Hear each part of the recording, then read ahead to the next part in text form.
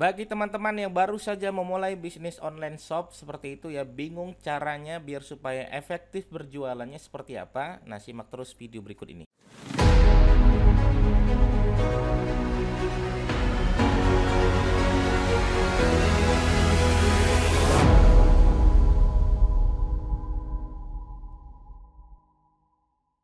Baik teman-teman sekalian, hari ini kita akan coba membedah nih ya 6 cara efektif memulai bisnis online shop. Ini penting sekali bagi teman-teman yang baru saja memulai berbisnis, terutama berbisnis online ya.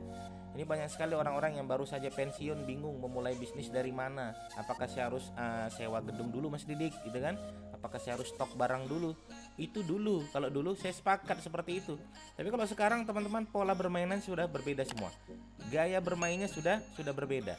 Ya, dulu itu beberapa klien-klien saya itu ketika memulai bisnis, pertama kali di pikirannya adalah berapa sih kontrak sewa gitu ya.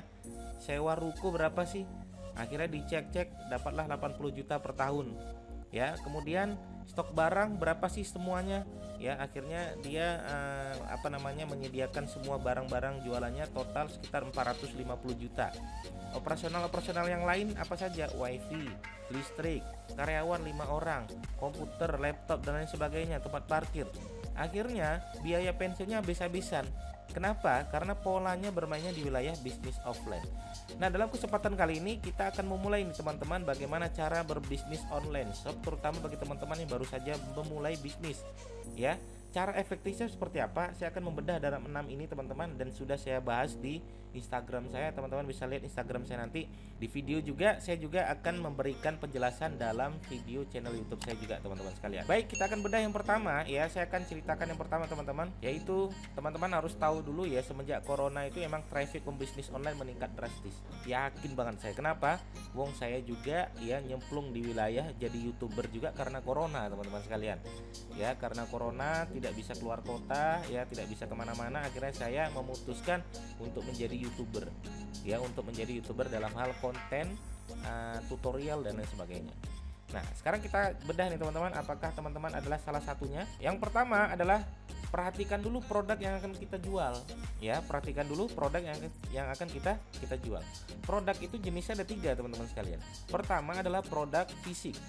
Produk fisik itu apa? Produk yang bisa disentuh, yang bisa dirasakan, biasanya awet. Contohnya apa? Contohnya adalah produk pakaian ya, seperti itu ya, baju, celana, itu awet, bisa disentuh ya. Nah, bisa nggak dikirim? Bisa, biasanya bisa. Nah, menggunakan apa? Ya, apapun proses pengirimannya asal awet ya, mau dia seminggu ataupun 2 hari, 3 hari, itu biasanya aman. Nah, teman-teman harus tentukan kalau emang produknya yang teman-teman jual nanti di bisnis online shop, produk itu adalah produk pakaian, maka aman kalau menurut saya. Tapi bagaimana dengan produk yang tidak tahan lama? Ya, yang kedua adalah produk seperti produk makanan. Ya, produk makanan ya, produk yang tidak tahan lama. Ya, kita jualannya adalah jualan misalnya cuma tahan 24 jam. Nah, itu teman-teman harus tahu proses pengirimannya menggunakan apa. Saya misalnya saya jualan pancake durian kupas. Ya, saya proses pengirimannya dengan travel wilayah Jawa. Ya, kalau luar wilayah Jawa kita menggunakan kargo. Kalau dalam Jawa kita menggunakan travel, bis atau menggunakan kereta api. Jadi sebelum 24 jam sudah sampai. Ini wajib teman-teman harus perhatikan dulu. Jangan sampai kemarin ada yang pengen jualan, Mas, saya jualan mie ayam seperti itu ya. Saya tanya, mie ayam beku bukan? Bukan. Terus proses pengirimannya gimana? Nah, itu dia. Ya, akhirnya bingung, ada pengiriman dari Aceh gimana? Sementara dia jualannya dari Jogja. Ya, maka bingung kan? Nah, maka teman-teman harus perhatikan dulu produk yang akan teman-teman jual. Itu yang pertama. Yang kedua adalah tentukan platform penjualan bisnis online Anda.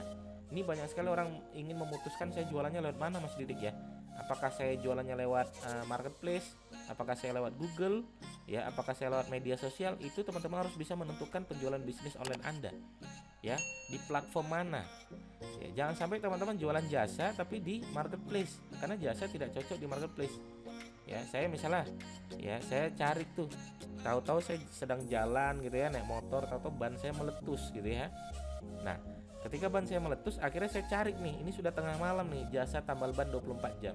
Kira-kira kalau teman-teman ya di posisi saya, teman-teman membuka Bukalapak, Tokopedia atau Google? Pasti jawabannya Google. Kenapa? Jasa.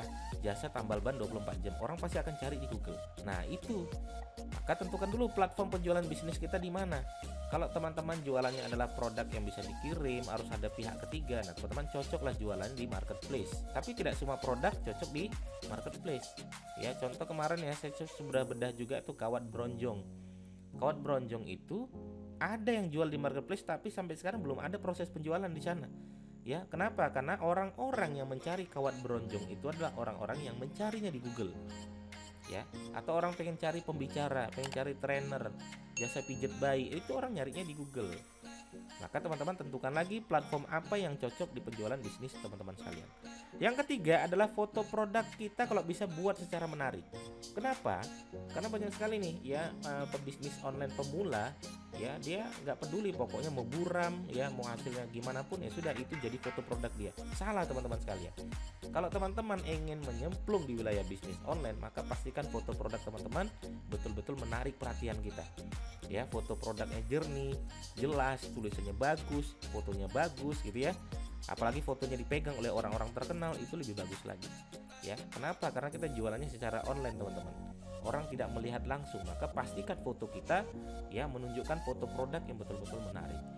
Yang keempat, perhatikan kualitas produk kita juga, teman-teman sekalian. Nah, ini penting teman-teman. Kalau kualitas kita buruk, nah walaupun foto kita bagus, ternyata pas dikirim kualitasnya buruk. Nah, maka kepercayaan ya pelanggan akan jelek terhadap kita. Ya, maka ketika ada apalagi pelanggan baru gitu ya, kasih yang terbaik, kasih kualitas terbaik sampai dia merasa bagus, maka dia akan suka dengan produk kita, akan menjaga nama brand baik kita. Tapi kalau kualitas kita tidak bagus, ya kita harus kasih tahu. Ya, kita kasih tahu ya, tolong Mas, kalau misalnya ada sesuatu yang tidak bagus, kami akan memberikan refund. Ya, kami akan memberikan garansi. Ya, kasih tahu kepada kami, gitu ya. Mas, ini Mas duriannya asam Mas. Oke, kita akan ulangi. Ya, kita kirim ulang seperti itu. Kenapa? Kita menjaga nama brand baik kita, teman-teman sekalian. Maka teman-teman juga harus begitu. Ya, jaga kualitas produk kita.